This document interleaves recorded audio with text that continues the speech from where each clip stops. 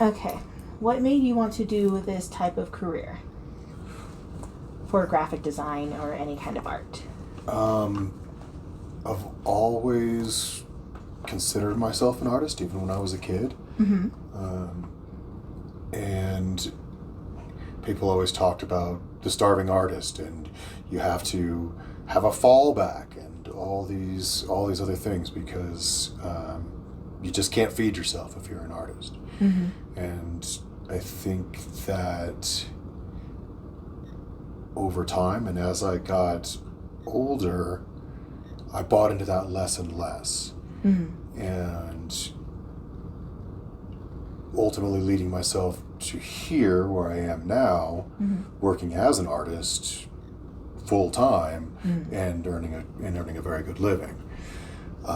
Initially, I think I kind of believed them, air quotes, them, when they say, all artists starve and you don't make money till you're dead. No. and so on. And that it just proved not to be true. But I still considered myself an artist. Mm-hmm. So I made art part-time, if you will, for many years, and then became an art teacher so that I could make art and still make a living. Mm-hmm. But my art making was still part-time, if you will, because when you're teaching art, you're not creating art. Mm-hmm. You're helping future artists become artists, and the people that aren't going to become artists, you're teaching them how to communicate. And so you're focused on that, and not on making art. So making art still becomes part-time. Yeah. And so now I'm in a position where I make art full-time and occasionally teach part-time. Yeah. But the bulk of my education, my formal education, is in education. Mm-hmm. I do have an undergraduate degree in painting, and I have an associate's degree that I earned back in the analog days, so it doesn't apply too much anymore in television production. My master's degrees are in education. Okay. I would consider going back and doing another master's degree in art itself, a master's in fine arts, as opposed to a master's of the arts, because both my masters are MA. But I'd like to do an MFA, Master's of Fine Arts. But it's a little redundant. I should just be doing a PhD at that time, I think, because 3 masters is just kind of dumb. In the world of academia. But of course, so is getting a PhD if I don't intend to teach in art. So who knows? I don't know. I love academia and I love being a teacher, but I'm an artist and I love to work as an artist full time. Well, that's good. Now, is it a good career to make a living out of here in Colorado? It is. If you're able to define what it is that you do as an artist, and market that brand effectively. Yes. So can you be a painter in Colorado and sustain yourself by solely making paintings? Absolutely. Is that easy? No. I would equate that to music industry, and if you're going to have the Colorado be selling your paintings in the Colorado market, it would be in the music industry the equivalent of being a big Colorado, a very famous local band, right?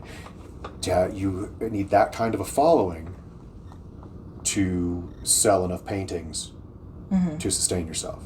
Okay. So like, for example, when I was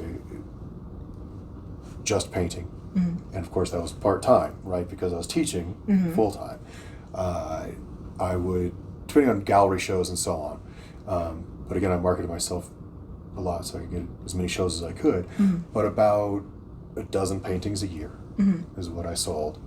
And after the gallery took their cut, which is significant, usually about 50%, I'd make $1,000 a painting.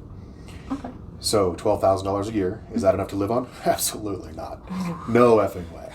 So back to my point, you have to dedicate yourself to that, build that brand, and do nothing but that. Yes. If I were doing that full time, and this is what finally dawned on me, it's like, oh, if I were doing this full time, because my paintings sell consistently, it wasn't a matter of if they would sell, they would. Okay. Right, so I had to think about it, take a step back and be like, oh, wait, if I could make 60 of these paintings a year, then I could sustain myself, my family, my mortgage, and all these things on $60,000 per year. I could do that, which is more than a teacher makes, by the way, at least the first handful of years. Which I still do. Not to the tune of 60 paintings. More like a dozen paintings a year again. But I'm making photography most of the time.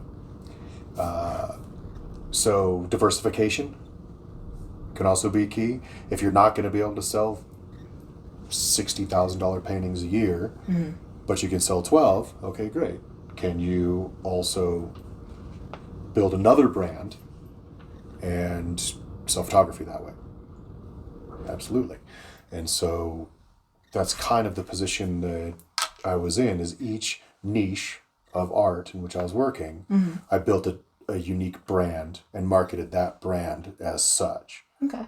Right? So paintings by DMG are a completely different business and completely different income stream than DMG Fine Art Studio, which is completely different than DMG Photography and Video. Okay. Okay. And the photography and video is the bulk of what we do now, but it's not photography and video that we do. We build and refine and perfect brands. Yes. We use photography and video as a means to do that. Which also then gives us the opportunity to do graphic design and so on for people. So if a client comes to us and says, hey, we just launched this business, and I love startup businesses, right? I need help getting the word out that we have this. And I have nothing. I don't have it. Perfect.